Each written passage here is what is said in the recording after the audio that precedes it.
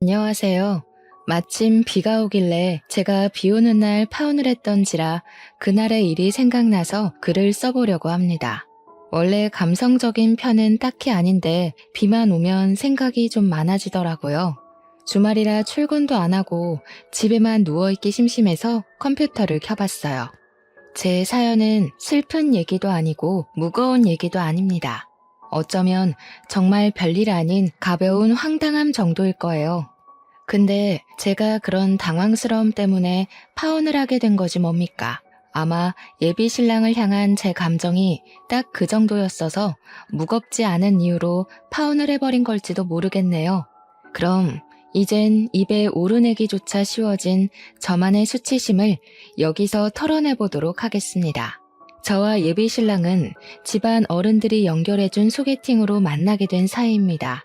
예비 시아버지랑 저희 아빠가 사실 고등학교 동창인데 직장까지 같은 계열이다 보니 서로 동창회 나갔다가 대화도 많이 하고 마음이 통하게 되었다고 했어요. 원래 부모들이 어디 가서 자식 얘기 많이 하잖아요.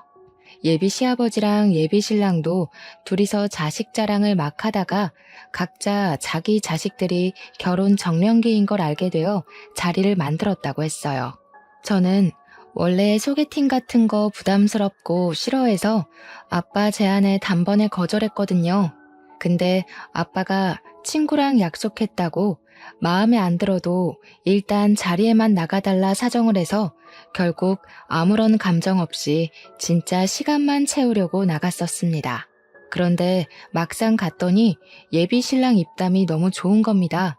유머 코드가 잘 맞아서 그런가 당시 그 자리가 무척 즐거웠어요. 그건 예비 신랑도 마찬가지였는지 제게 먼저 애프터 신청해줬습니다. 그렇게 만난 저희는 연인으로 발전하기까지 겨우 일주일이 걸렸고 8개월 만에 결혼 약속까지 도달하게 되었습니다. 결혼을 성급하게 한 건 둘 다 나이가 있었기 때문이에요. 35살, 36살이면 굳이 어린이들처럼 길게 만나지 않아도 어른으로서 결혼 상대를 잘 판단했을 거라 믿기도 했거든요. 저희는 저희 선택이 틀리지 않았다는 걸 서로 증명이라도 하듯 아주 즐겁게 약혼 사이를 이어갔습니다. 사람은 다 저마다의 짝이 있다고 하지 않습니까? 예비 신랑과 만나면서 저는 그 운명적인 멘트를 믿었고 예비 신랑이 바로 평생의 짝이라고 느꼈을 정도로 잘 맞았어요. 결혼은 올해를 보내고 내년 말로 하자고 서로 얘기를 나눴습니다. 무슨 결혼식장 예약이 그렇게 많은 건지 여러 식장에 전화를 돌려봤지만 11월이 그나마 빠른 날짜더라고요. 그래도 좋은 게 좋은 거니 저희는 양가 집안 인사를 드리기도 전에 우선 식장부터 잡았어요. 어차피 저희 둘을 이어준 양가 집안에서는 이미 경사가 나 있었거든요. 아빠도 저더러 다 아빠 덕이니까 정장 한턱 쏘라면서 장난을 치기도 했습니다. 그런데 정말 제가 예비 신랑을 만날 수 있었던 행운은 아빠 덕이 맞기 때문에 진짜 정장 한 벌 해줄 생각이었어요. 엄마랑 같이 말이죠. 그만큼 저와 예비 신랑은 어딜 가든 축복받지 않는 곳이 없었고 이미 우리는 부부나 다름없는 삶을 살고 있었습니다. 그렇다 보니 서로에 대해 모르는 것도 점점 사라졌고 만나기 전에는 어떻게 지내왔는지 그 과거까지 깊게 아는 사이가 되었는데요. 예비 신랑에게서 들은 가장 충격적인 이야기는 죽다 살아난 경험을 했다는 것이었습니다. 살면서 죽다 살아나는 경험이 결코 흔한 일은 아니잖아요. 그래서 처음 예비 신랑한테 그 얘기를 들었을 때 상당히 놀랐어요. 제가 좋아하는 사람이 어쩌다가 그런 일이 있었는지 그만큼 힘든 과거가 숨겨져 있었던 건지 물어보고 싶은 얘기가 많았을 정도로 생소한 사연이었습니다. 예비 신랑은 흔쾌히 제 물음에 전부 답을 해줬어요. 예비 신랑이 저를 만날 때는 과거의 성격을 탈피했기 때문에 입담도 좋아졌고 사회성도 길러진 거라고 했는데요. 원래는 사회 초년생일 때 첫 직장에서 왕따를 당했다고 했습니다. 그만큼 소심한 성격이어서 사람한테 말을 거는 것조차 잘 못했다고 하더라고요. 심지어 선배 직원들의 괴롭힘이 심했던 회사였어서 일을 다니는 것이 마치 지옥을 걸어가는 것과 같았다네요. 얼마나 힘들었으면 당시에 극단적인 생각까지 했을까요? 사람들은 누구나 괴로운 삶이 반복되고 차라리 죽는 게 낫겠다라는 생각을 하면 결국 우울증이 오지 않습니까? 역시나 예비 신랑이 그때 그랬던 것 같다고 했어요. 진짜 울화에 못 이겨 일하다가 점심시간에 회사 옥상을 올라갔었대요. 그땐 정말 내일이 오는 게 두려워서 얼마든지 뛰어내릴 용기가 가득했다고 했습니다. 난간까지 가서 아래를 내려다봐도 무섭다는 감흥이 없었다네요. 그날 울면서 난간으로 다리를 올렸다는데 예비 신랑 말로는 과거의 자신은 그날로 죽은 거나 마찬가지였다고 했어요. 죽을 각오로 뛰어들려 했는데 지금까지 살아있는 건 웬 여자 동료가 예비 신랑을 확 끌어당겨서 구해준 덕분이라고 하더라고요. 그 뒤로 예비 신랑에게 첫 동료가 생겼다고 했습니다. 그 여자는 은인이자 유일한 사내 친구였다고 해요. 그렇게 예비 신랑은 그 은인에게 울면서 힘들었던 고민을 다 털어놓았고 놀랍게도 우울증을 극복해 나갔다고 합니다. 예비 신랑은 그날 자신이 인생을 쉽게 저버리려고 했던 걸 뒤늦게나마 바보 같은 짓이었다고 후회를 했어요. 그리곤 자신에게 두 번째 삶을 준 거나 마찬가지인 은인에게 목숨을 빚진 느낌으로 살고 있다고 했습니다. 처음 들었을 땐 예비 신랑을 구해준 그 은인이 대단하고 멋있다고 했어요. 물론 저라도 누군가가 극단적인 선택을 하려고 한다면 말렸겠죠. 누가 했든 사람 목숨을 구한 건 일단 멋진 일이라고 생각했습니다. 그리고 두 번째 들었을 땐 아무리 들어도 그 여자 참 존경스럽다 생각했어요. 이후 세 번째 들었을 땐 각박한 세상에 그런 귀한 사람은 어떻게 만날 수 있나, 그런 은인을 만나는 것도 참 행운이다 라고 생각하며 예비 신랑을 부러워했죠. 그런데요, 이미 수십 번 들어서 알고 있는 얘기 계속 들으면 솔직히 점점 무감해지지 않나요? 아무리 감동적인 경험이었다고 해도 한 번 얘기했으면 그 다음부터는 제가 필요에 의해서 알아서 떠올리고 감격할 텐데 남편은 어느 순간부터 시도 때도 없이 그 은인 얘기를 하기 시작했습니다. 제가 묻기 전에는 함부로 말할 사연이 아닌 것처럼 은인 사연을 꽁꽁 마음에 담아두고만 있더니 제가 한 번 언급하니까 그때부턴 가족보다 더 자주 언급하더라고요. 심지어 본지 오래된 사이도 아니었고 자주 만나는 것 같았습니다. 저랑 결혼 약속까지 하며 길게 만나오면서 한 번도 예비 신랑한테 여자 만난다는 말은 딱히 들은 적이 없거든요. 솔직히 내 신랑 될 사람이 자꾸 딴 여자 얘기하면서 칭찬하고 자랑하는데 어느 예비 신부가 기분이 좋겠습니까? 한두 번도 아니니 말이죠. 근데 이런 질투는 하는 게 아니라고 생각을 해서 참았어요. 그 여자가 예비 신랑 생명을 구해준 은인이라잖아요. 사적인 감정이 있다는 것도 아니고 그저 은인이라서 친구처럼 소중하다는 건데 이걸 이해 못 해주면 제가 째째한 사람이 되는 것 같아서 차마 기색을 못 드러냈어요. 예비 신랑이랑 저는 정말 찰떡궁합 관계인데 알지도 못하는 여자 때문에 그 사이를 망치고 싶지 않았거든요. 그래서 내버려뒀더니 예비 신랑은 점점 제가 편한가 봐요. 저랑 있다가도 그 은인 전화가 오면 바로 자리를 떠서는 그 여자와 하하호호 큰 소리로 통화를 하고 돌아오더라고요. 제 말까지 끊고 간다니까요. 도통 이해해 주려고 해도 질투를 넘어 서운하기까지 하는데 이걸 이렇게 참는 게 맞을까? 그때부터 남모를 고민을 무척 했어요. 예비 신랑한테 적당히 하라고 눈치도 준 적 있었습니다. 은인인 건 알겠는데 뭐 그런 사소한 얘기까지 나눌 정도로 친해? 자기 통 그 사람이랑만 전화하는 것 같다?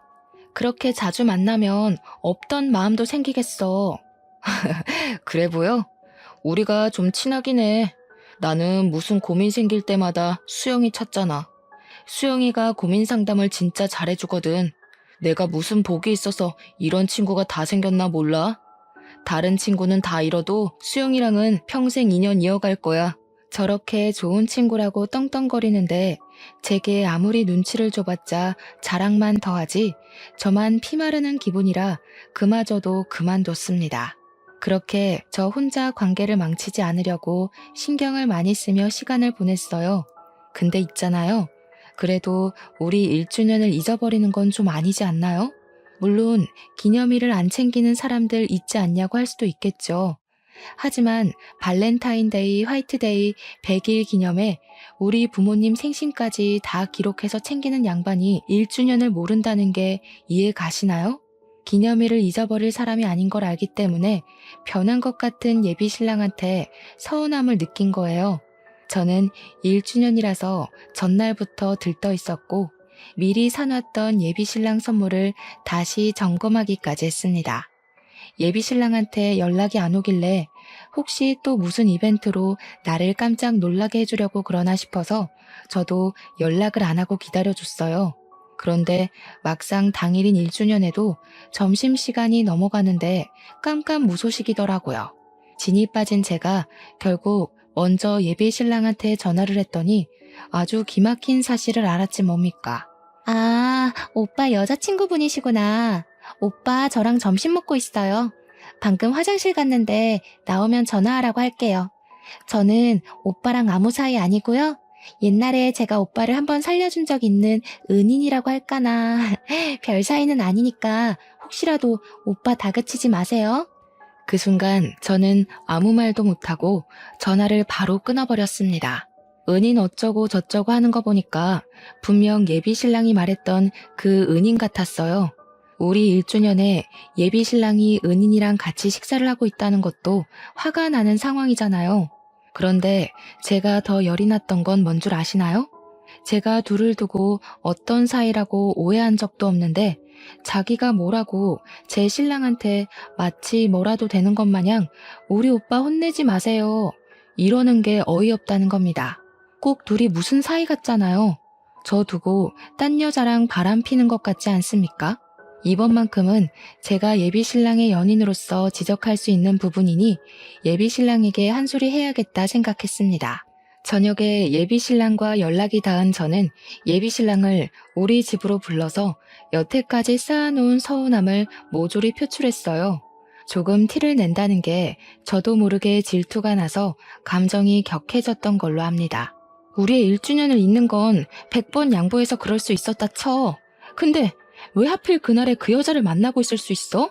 왜 그 여자가 자기 전화 함부로 받는 건데 서로 전화까지 받아줄 만큼 가까운 사이였던 거야? 그 여자는 뭔데 나한테 자기 혼내지 말라고 부탁해? 너무 화가 나서 저도 제가 예비 신랑 은인을 그 여자라고 칭하고 있는 줄 몰랐습니다. 예비 신랑이 저더러 그 여자라고 하지 말라길래 알아챘어요. 근데 지금 상황에서 고작 그런 호칭이 중요한 건가요? 제 감정에 대해 예비 신랑한테서 돌아온 답변은 아주 허무하기 짝이 없었습니다. 네 기분 알겠는데 그 여자라고 하는 건 나에 대한 예의가 아니지. 나한테는 걔가 부모님 다음으로 소중한 사람이야. 나한테 소중한 사람은 너한테도 소중한 사람이어야 되고 그 동생 아니었으면 나 자기랑 결혼 못했어. 1주년 못 챙긴 건 미안해. 나는 이제 우리가 결혼 약속을 해서 연인 기념일은 안 챙겨도 될 줄 알았지. 그러면서 예비 신랑은 제가 자기랑 결혼할 수 있게 된 것도 그 은인 덕분이라며 은인에 대해 함부로 하지 말라고 쐐기를 박았습니다. 참 개떡 같은 상황이라고 생각했어요. 저희가 결혼을 약속하게 된 건 우리끼리의 인연인 거지 거기에 왜 은인 존재가 붙는 건지 정말 이해할 수가 없더라고요. 심지어 1주년인 줄 알고 있었다면서 제겐 이제부터 기념일 안 챙길 거란 의논 한마디도 없이 그 은인이랑 놀러 가지 않았습니까? 저는 아무리 봐도 예비 신랑 태도가 잘못되었다고 보는데 예비 신랑은 저를 은인한테도 질투하는 시기쟁이로 보는 것 같더라고요. 그날 제가 처음으로 예비 신랑한테 서운해서 울음을 터뜨렸어요. 그 여자가 그렇게 소중하면 그 여자랑 결혼하지 왜 나랑 해? 모르는 사람들이 보면 자기랑 그 여자가 예비 부부인 줄 알겠다. 그렇게 그 여자가 좋으면 가. 나 이 결혼 안 해. 그래도 예비 신랑이 저를 많이 좋아하긴 했던 것 같습니다. 제가 결혼 무르겠다고 하니까 냅다 잘못했다고 빌더라고요. 저한테 알았다고 앞으로는 기념일엔 저만 만나주겠다고 달래는 거 아니겠어요? 이마저도 예비 신랑이 근본적인 원인은 전혀 모르고 있는 것 같아서 한숨이 나왔습니다. 본 적은 없지만 그래도 한때 잠깐 그 은인을 존경했었습니다. 그런데 1주년 이후로 완전 싫어졌어요. 예비 신랑이 너무 은인을 신뢰하는 것도 마음에 안 들었고 그 은인도 예비 신랑을 특별하게 생각하고 있는 것 같아서 어딘가 모르게 찜찜했죠. 그래서 한 번은 은인 낯짝을 좀 보고 싶었어요. 혹시나 예비 신랑이 은인이란 걸 핑계로 엄청 예쁜 여자랑 눈이 맞아서 바람 피는 건 아닌가 그렇게까지 의심이 뻗더라고요. 아마 제 상황이었다면 어느 예비 신부나 그런 의심을 했을 거라 생각합니다. 그래서 저는 예비 신랑한테 은근슬쩍 그 은인을 보고 싶다고 찔러봤어요. 그 동생 만날 때 나도 데려가줘. 명백히 내 사람 살려준 셈인데 나도 고맙다는 인사는 하고 싶어서 밥이라도 사주게. 정말? 역시 자기는 마음이 넓어. 그렇게 생각해줘서 너무 고마워. 내 동생도 좋아하겠다. 진작에 이렇게 나왔으면 벌써 만나서 친해졌지. 난 또 자기가 속 좁게 이런 사이도 이해 못해주는 사람인 줄 알고 고민 많이 했잖아. 예비 신랑은 진짜 은인 때문에 자기 나름대로 저와의 결혼을 아주 살짝 고민하긴 했던 것 같습니다. 그 말이 또 서운했지만 의외로 은인 같이 보자는 제 말에 예비 신랑이 너무 좋아해 주길래 바람을 피는 건 아닌 것 같아서 좀 어리둥절했어요. 그럼 진짜 은인이라는 이유만으로 그렇게 가까이 지냈던 걸까요? 예비 신랑 반응이 너무 순수해서 갑자기 제가 정말 의부증이라도 온 여자처럼 오버했다고 느껴진 거 있죠. 어쨌든 이왕 이렇게 돼버린 거 은인에 대한 궁금증은 여전히 풀리지 않아서 결국 은인과 날짜를 잡게 되었고 저는 예비 신랑이 그렇게 자랑하던 은인을 처음 대면하게 되었습니다. 제가 상상했던 예쁘장한 미모의 여성일 거란 예측과 달리 은희는 대학 시절 씨름을 했을 정도로 체격이 좋은 듬직한 여자였어요. 목소리는 천상 여자인데 키가 175cm 정도 되어 보였고 보디빌딩 준비하냐고 물어볼 뻔했을 만큼 몸은 우락부락했습니다. 제 예비 신랑도 한 체격 하는데 그런 예비 신랑이랑 체격이 전혀 차이가 안 날 정도로 남자 같은 몸을 가지고 있는 여자였어요. 그래서 첫인상만 보고 속으로 100만 번 안심했습니다. 예비 신랑 이상형이 마르고 아담하고 여리여리한 여자라는 걸 알기 때문에 그런 이상형과 상극인 여자랑 바람 피울 가능성이 적다고 봤거든요. 그런데 말이에요. 희한하게 같이 식사를 할수록 그 은인이 저한테 묘한 신경전을 벌이려는 게 느껴지더라고요. 제가 우리 신랑의 예비 신부인데 제가 뻔히 보고 있는 거 알면서도 예비 신랑이 좋아하는 음식을 젓가락으로 집어다가 건네주기도 했고 물도 따라주면서 지극정성으로 제 신랑을 챙기고 있었습니다. 그러면서 일부러 저를 이상한 사람 만들고 싶었던 건지 웃는 것 같지도 않은 웃는 얼굴로 슬쩍 찔러보는 거 있죠. 설마 이런 걸로 질투하는 사람 아니죠? 우리 오빠 속 좁은 여자는 안 좋아하는데. 하긴 오빠가 고른 여자니까 속이 좁지는 않겠네요. 저희가 워낙 남매같이 지내서 이런 건 아무런 감정 없이 하거든요. 질투할 필요 없어요. 어차피 오빠랑 결혼 약속까지 했는데 뭐가 불안해요? 저는 그런 은인의 행동에 대해서 뭐라고 지적한 적이 없거든요. 그런데 굳이 안 해도 될 말을 하잖아요.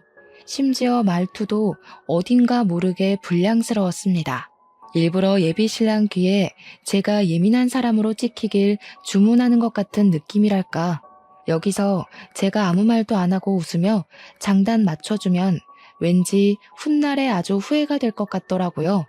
또 저 은인이 저를 만만하게 볼 것 같기도 했고요. 그래서 저도 안 참고 한마디 덧붙여 말했습니다. 그럴 리가요. 딱 보니까 남매 사이 같은데요. 또 다르게 보면 형제 사이 같기도 하고요. 장난.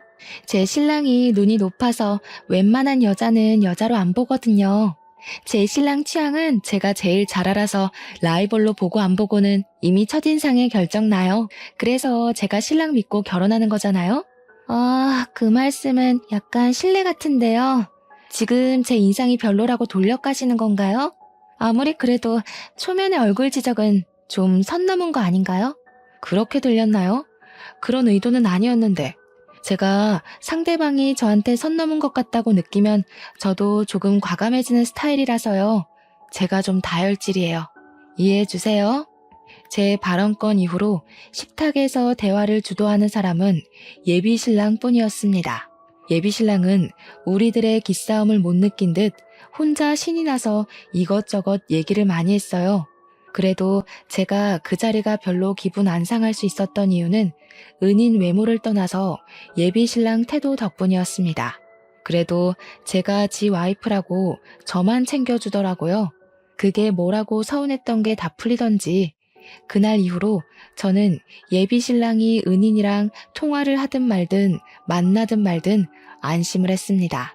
신경 쓰이던 걸 해결하고 나니까 왜 진작에 은인 얼굴 한번 보자고 안 했을까? 지난날에 제가 바보 같기만 하더라고요.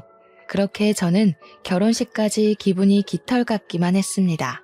하지만 이건 그저 태풍의 눈과 같은 순간이었던 거예요. 문제의 근원은 예비 신랑에게서 발생이 되었습니다.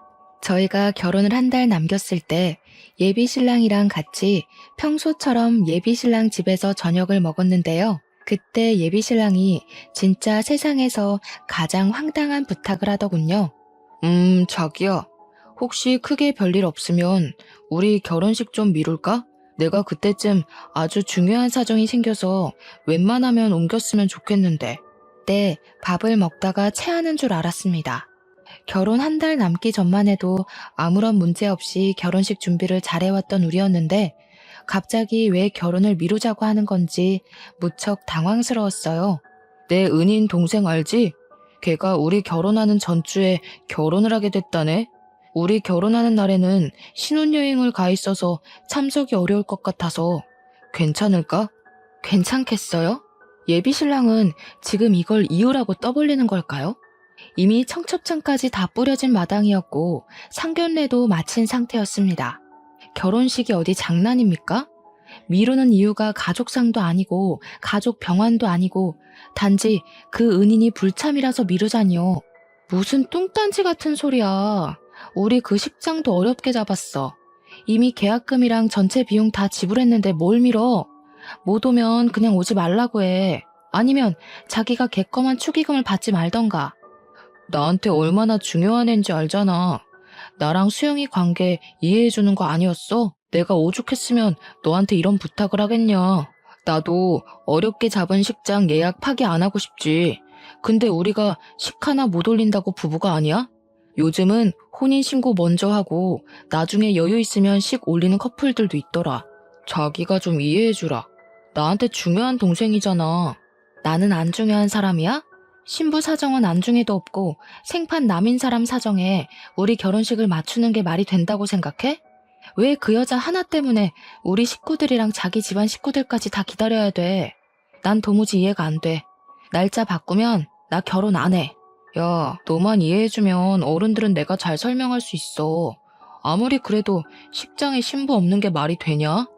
그 여자 못 온다고 예식 날짜 바꾸는 건 말이 되고 잘 나가다가 갑자기 왜 말도 안 되는 고집을 부려? 식장은 뭐라고 취소할 건데 그 여자 불참이라서 미루게 됐다고 할 거야? 이 와중에 예비 신랑은 또 자기 은인한테 그 여자라 얘기하지 말라는 소리를 했습니다. 그러면서 자기한테 나도 물론 중요하긴 한데 은인의 존재는 좀 다른 개념으로 소중하다고 하더라고요. 저랑 은인이랑 근본이 다르기에 소중한 가치를 서로 비교할 수 없다면서 말도 안 되는 소리를 짓거렸어요.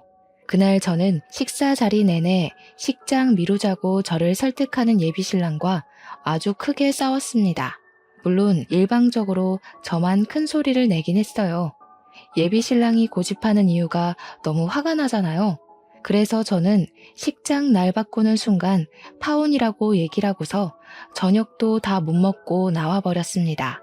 그렇게 예비 신랑이 고집을 굽힐 때까지 연락을 안 할 생각이었어요.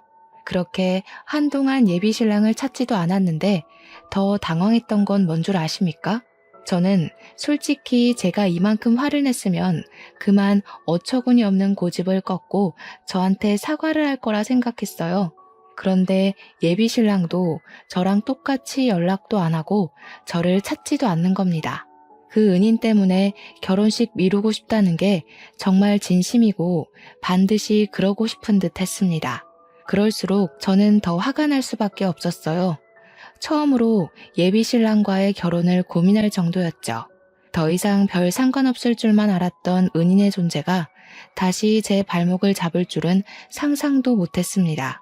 이미 인상도 어떤지 다 본마당에 예비 신랑 타입이 아니라서 질투가 전혀 안 났는데 예비 신랑이 상상 외로 그 은인을 생각해주는 것 같아서 또다시 질투가 나는 거 있죠. 결혼 전에도 말 안 되는 이유 때문에 스트레스가 이렇게 확 오는데 이게 결혼하고 나서도 안 그럴 거란 보장이 없지 않습니까? 갈수록 저는 예비 신랑으로부터 마음이 멀어져 갔고 이 결혼에 대해 포기의 감정이 점차 피어올랐어요. 그렇게 드레스 예약했던 것도 취소를 하게 되었습니다. 파혼이 왔다 갔다 하는 마당에 드레스 피팅해서 뭐 하겠습니까? 결혼을 해서 더 행복하게 살 거란 기대는 결국 결혼식 코앞에서 무너져버린 셈이 되어버렸어요.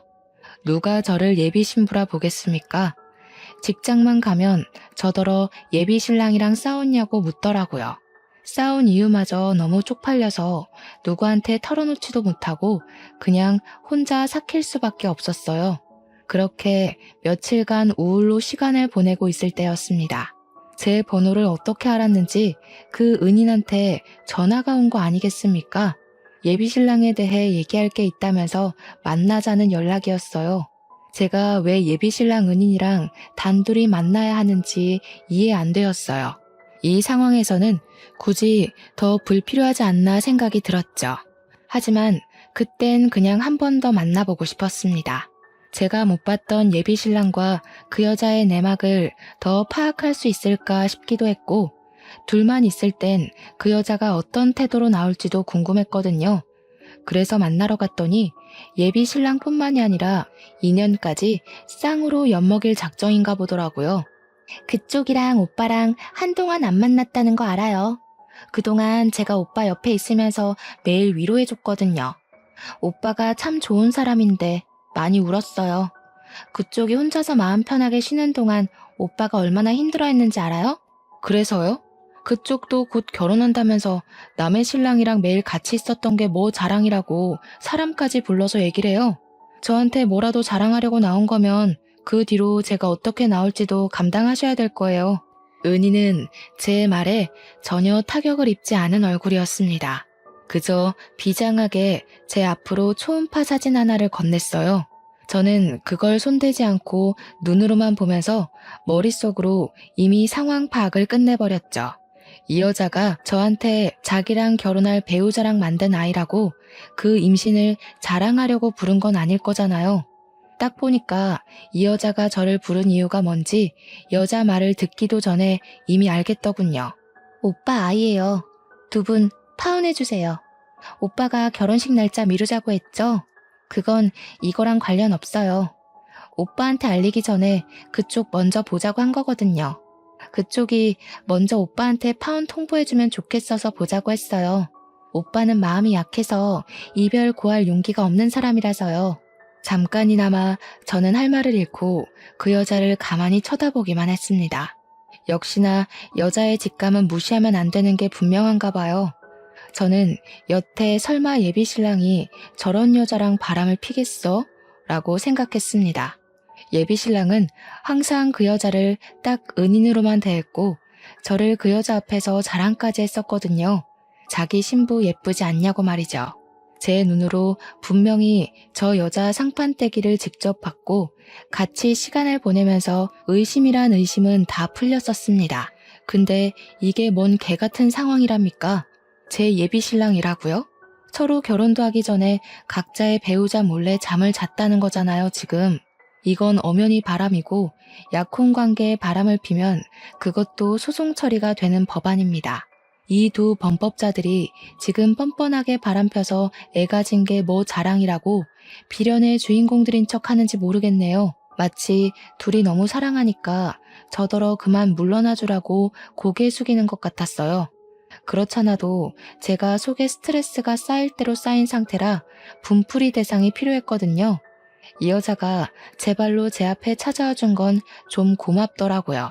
저는 대답 없이 그대로 자리에서 일어나서 이 여자가 미리 사놓은 아이스 아메리카노를 여자 머리 위에 부어버렸습니다. 그리고 플라스틱 컵을 여자 얼굴에 턱 하고 던져줬어요. 내가 어떻게 나오든 감당하라고 했죠? 맞을 거 알고 나 부른 것 같은데 안 맞고 그냥 갔으면 얼마나 아쉬웠겠어? 지금 둘이서 불쌍한 주인공 놀이 해야 되는데, 그쵸? 처음부터 이런 사이라고 말해줬으면 내가 시간 낭비 안 했을 거 아니에요. 아니다. 결혼 전에 니들 쓰레기라고 공표해줘서 고맙다고 해야 되나? 저는 아무 말도 안 하고 고개만 숙이고 있는 그 여자에게 마지막으로 제가 손 닦은 휴지까지 던져주었습니다. 그 새끼한테는 그냥 잠수 파혼이라고 하세요. 겨우 그 정도밖에 안 되는 놈한테 굳이 입 아프게 이별 예의까지 차리고 싶진 않네요. 그리고 그쪽도 남의 남자 뺏고 잘 살 생각은 하지 마요. 제발 뱃속의 애기도 엄마 아빠가 불륜으로 만난 사이라는 걸 알길 바랄게요. 그렇게 카페를 나온 뒤 저는 바로 다음날 예비 신랑과 상의 없이 결혼식장과 청첩장 보냈던 하객들에게 결혼 취소를 알렸어요. 예식장은 어차피 남편 신혼으로 예약이 된 거니까 온전히 남편이 위약금 물게 놔두면 될 일이었습니다. 듣자 하니 예식장도 한 달 전에 취소를 하면 위약금을 100% 물어줘야 된다는데 제가 식장 취소한다고 연락한 날이 불과 결혼식을 2주 남긴 시점이었거든요. 남편은 위약금의 100%인 1,200만 원을 업체에 지불해야 되는 처지가 되었어요. 그러든가 말든가 저는 자취집도 정리를 하고 직장도 퇴사한 뒤 친정으로 잠적을 했습니다. 아니나 다를까 며칠 뒤에 한참 낮잠을 자다 일어났는데 식장 업체에서 연락을 받은 건지 예비 신랑한테 문자 잔뜩 와 있더라고요. 더도 말고 덜도 말고 말하기 귀찮아서 저는 간결하게 파혼하자라고만 문자를 보냈는데요. 연달아 오는 답장 내용은 저를 좀 당황하게 만들었습니다. 예비 신랑이 그 여자한테 사기를 당했다고 하더라고요. 무슨 뚱딴지 같은 소리지 싶어서 계속 오는 문자를 읽었더니 그 여자가 결혼한다고 했던 소식은 개뻥이었고 그저 저랑 예비 신랑 사이에 균열을 일으키기 위해서 모든 일을 꾸몄던 거랍니다. 말이 안 되잖아요. 불과 얼마 전만 해도 그 여자가 저를 찾아와서 초음파 사진을 보여줬습니다. 남의 남자 뺏는 주제에 대단한 사랑이라도 하는 척 예비 신랑을 향한 마음을 엄청 고백했다고요. 그런데 느닷없이 사기라니요? 너무 갑작스런 전개라서 솔직히 예비 신랑이 저를 다시 끌어들이려고 거짓말을 하는 줄 알았어요. 그래서 문자로만 연락하기 답답해 제가 먼저 전화를 걸었습니다. 야, 구라도 작작 쳐. 여태까지 니들 둘이서 나한테 보여준 꼴이 얼만데 둘이서 애까지 가졌다면서 뭐가 아쉬워서 아직도 날 잡으려고 해? 끼리끼리 잘 어울리는 것 같길래 군말 안 하고 물러나 줬잖아. 그럼 잡소리 말고 살림이나 차려. 진짜 더럽게 소송까지 가볼까? 1,200만 원 빚지는 걸로 부족해? 아니 자기야, 제발 내 말 좀 믿어줘. 그 초음파 사진도 개뻥이라고. 내가 미쳤다고 그런 여자랑 자겠어? 근육돼지한테 깔려 죽을 일 있나. 나 진짜 사기당했다니까. 걔가 나한테 보증 사기 쳤다고. 지금 이거 심각한 문제야. 예비 신랑 하는 말은 결국 저랑 냉전 상태일 때 은인을 더 자주 만난 건 사실이래요. 저랑 다툰 걸 아니까 은인이 술 마시면서 많이 위로해줬다고 했어요. 그렇게 저랑 안 만나는 사이 은인이랑 예비 신랑은 유독 같이 술 마시는 날이 많았고 그 술자리를 전부 은인이 먼저 제안해 시작이 되었다더라고요. 그리고 어느 날 은인이 예비 신랑에게 결혼식 올릴 돈이 좀 부족하다고 빌려달라고 했대요. 나중에 결혼하고 나서 무조건 갚겠다고 차용증까지 썼대요. 그런데 술을 깨고 보니까 예비 신랑이 은인에게 보증을 서준 거더라고요. 남에게 보증을 서주는 일이 얼마나 무섭습니까? 보증 때문에 인생이 뒤바뀌고 목숨이 오가기도 하잖아요. 처음에는 예비 신랑이 저를 속이려고 쇼하는 건 줄 알았는데 듣다 보니까 내용도 상세했고 무엇보다 예비 신랑 말투가 이미 촉촉하게 젖어 있었어요. 우는 것 같았습니다. 예비 신랑이 술 깨고 다음날 모든 사실을 알고서 은인에게 연락을 급히 넣었지만 은인은 이미 잠적을 해버렸고 온데간데 찾을 수 없게 사라져버린 상황이라고 했습니다. 그래서 예비 신랑 집에 갑작스럽게 압류 딱지까지 붙게 되었다고 하더군요. 근데 그 와중에 제가 멋대로 예식장까지 취소를 해버렸잖아요. 업체에서 위약금 청구 연락까지 오는 중이라는데 예비 신랑이 하루아침에 돈에 쫓기는 실정이 되어버렸더라고요. 저한테 욕을 하다가도 제발 살려달라고 사정을 하는 예비 신랑 처지는 솔직히 좀 안타깝기는 했습니다. 그러게 제가 작작 만나라고 할 때 그 여자한테서 거리를 뒀으면 이럴 일은 없었을 거 아닙니까? 근데 말이에요. 예비 신랑 문자를 보는데 문득 그런 생각이 들더라고요. 그 여자는 왜 저한테 초음파 사진까지 보여주면서 거짓말을 했을까요?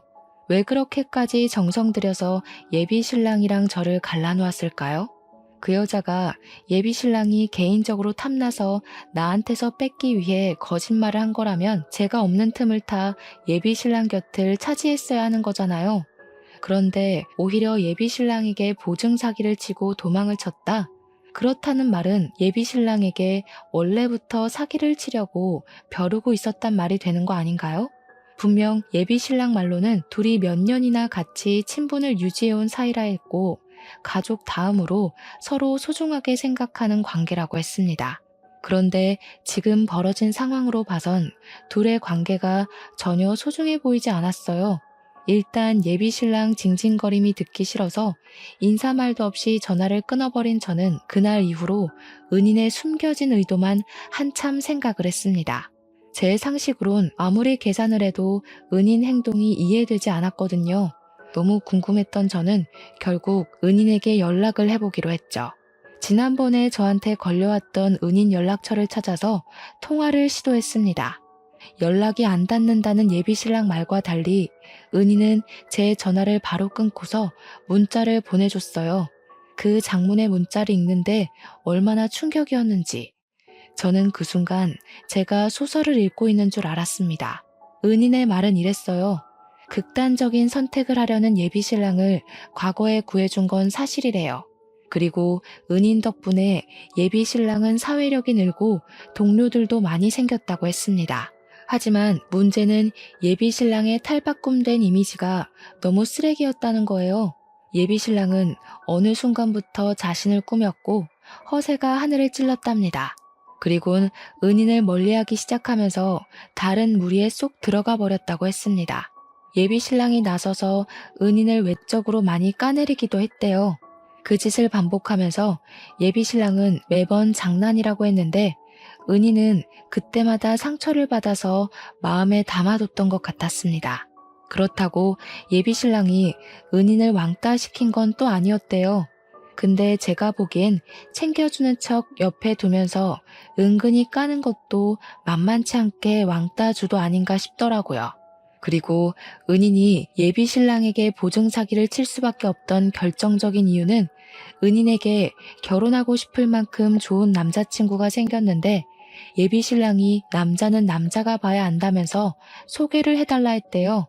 그래서 은희는 자신의 남자친구랑 예비 신랑이랑 셋이서 몇 번 만났다는데요. 만날 때마다 예비 신랑이 은인을 외적으로 까내려서 결국 은인 남자친구 되는 사람이 은인에게 이별을 통보했다고 합니다.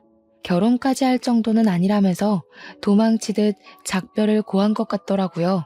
그래놓고 예비 신랑이 은인한테 위로한다고 했던 말이 언젠가는 그렇게 네 외모 때문에 떠날 놈이었다. 그게 다였다고 했습니다.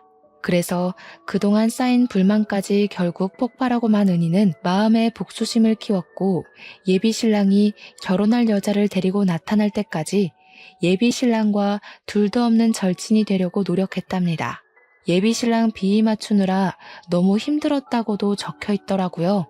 그렇게 예비 신랑이 자기를 굉장히 신뢰할 만큼 만든 뒤 꼭 밑바닥을 치게 할 거라고 장기 계획을 세워온 거라 했어요.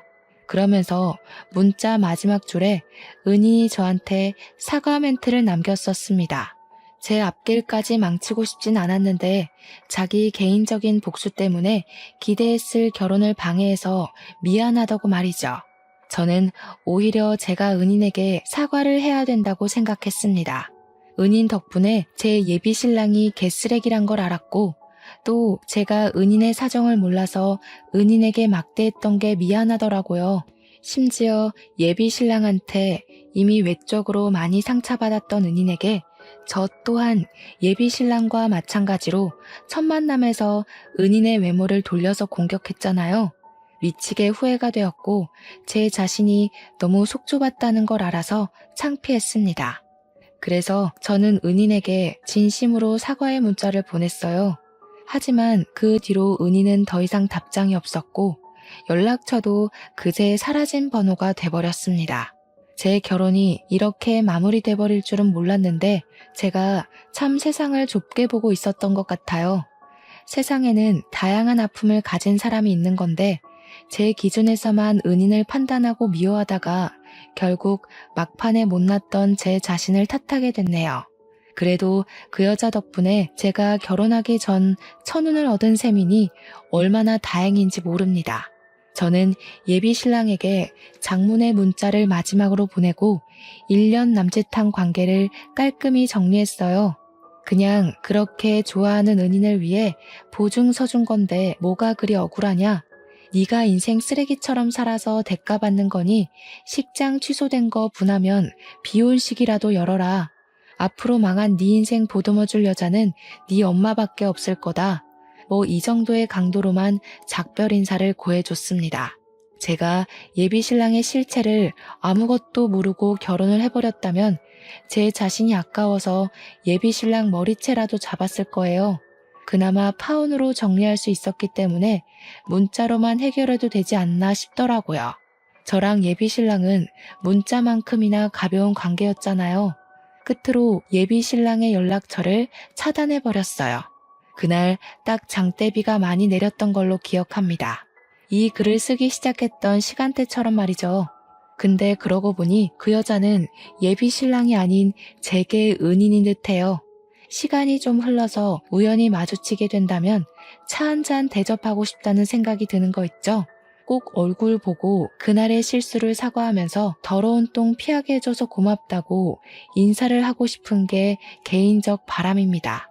사연을 마무리하고 창문 밖을 보니까 어느새 비가 그쳐 있네요.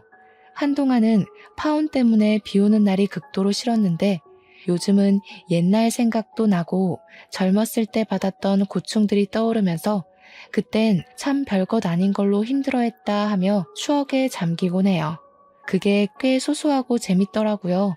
아무튼 저는 무슨 일 있었냐는 듯 아주 무탈하게 잘 지내고 있습니다.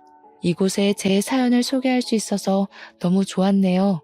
그럼 모두들 늘 햇살 가득한 나날 보내시고 늘 행복한 일만 누리시길 기원하겠습니다. 들어주셔서 고맙습니다.